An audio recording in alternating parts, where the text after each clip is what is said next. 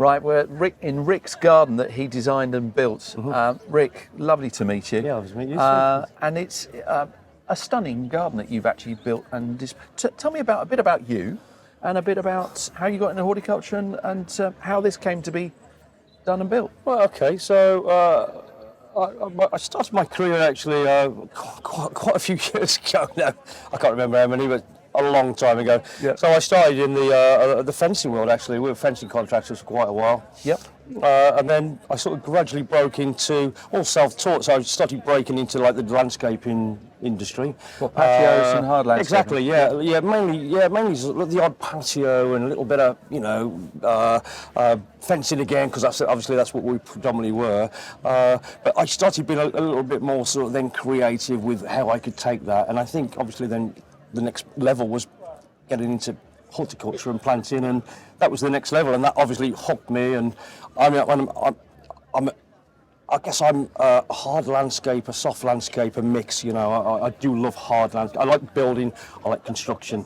Well, your end result is stunning. Well, I think so, and I think filling the voids then with planting makes the garden. You know, so it's. You wouldn't see something like this at Chelsea. You wouldn't see something really on this scale either at Hampton Court, and it's so much room around everything. But your level of detail and the colour planting is just stunning. Yeah, no, I agree. You know, I agree. You've got everything from your herbs. I can see mints. There's a massive variety of. I think we've got over 120 varieties of plants in here. Wow. There's over 2,500 plants in this garden. The team behind it has been, you know, I mean, we work so hard. I mean, it's been a great build. I mean, hard build. The weather's been horrendous. Horrible. Yes. But we got through it, and you have to finish. I remember walking through the gate at 7:30. We were judged at 7:15. And 7:30, the alarm went off on my phone, enough to say, well, now's the time, as I walked out the gate, and it was perfect timing. After 3 weeks, and it was, thank God for that. But no, it's been an absolute pleasure. And you were saying you haven't had much sleep. I haven't had a lot of sleep at all, yeah. Probably about 8 hours in the last 3 days. So yeah, we are rather exhausted. As a team, we you know, I can say everybody's grafted so hard. Many a night and morning, late morning in here. You know, just getting everything dressed as well, because there you said it earlier, attention to detail, and that's the thing that we really wanted to concentrate on this year with the planting and the pavilion. You know, we looked at absolutely everything. We tried to sell a story of a family, a youngish family with children. Yeah. And this is their mid-section of the whole garden, wildlife garden beyond, and the children then sort of, you know, look at the wildlife and the birds, and they sort of really get involved in that. So yeah, that was what we really wanted to sell, and it worked. So yeah. Yeah, and you can just see the amount of bees and insects, you know, especially when you've got the comfrey there. The comfreys are fabulous. It draws them in. You know, everywhere I look, I can see something that's really. Coming yeah, out. it is. That's just everything. Just adding a little splash of water as well. We've got pretty much every element of a garden that. We looked at sort of various sort of things, and we wanted to get water in. Still water. Yes. Didn't want running water, and I think that sort of helps.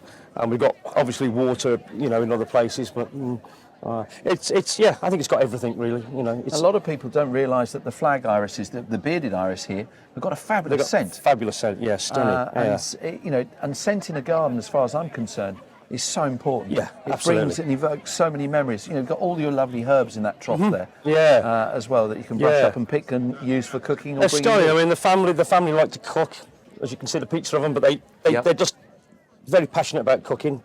They're very passionate about the environment, you know, the biodiversity, the reclaimed materials, which was very important to this family. As you can see from what's in here, they like a little bit of fun as well. You know, it's a bit quirky. Yes. So I love your live recording of the BBC Studio One. Yeah. The no barbecue sign. Yeah. And there's various other bits and pieces around. So yeah, like I say, they like a bit of fun. They're very serious when it comes to gardening, you know, because they understand the importance of a garden like this. And they're beekeepers as well. So. And they look stunning. They're the old classics, what we used to call the WBC beehives. Yes. And on the roof, like I say, we've got an amazing sort of biodiverse wildlife area, you know, for So a green- birds. a It's green fantastic. garden. I mean, it's just stunning up there. Yeah, absolutely. Rick, thank you Thank so you. much. Cheers. Congratulations Thank on you your very much. gold. Thank you. Thank you. Beautiful. Yeah, thank you very much. Thank you. Thank you. Pleasure. Thank you.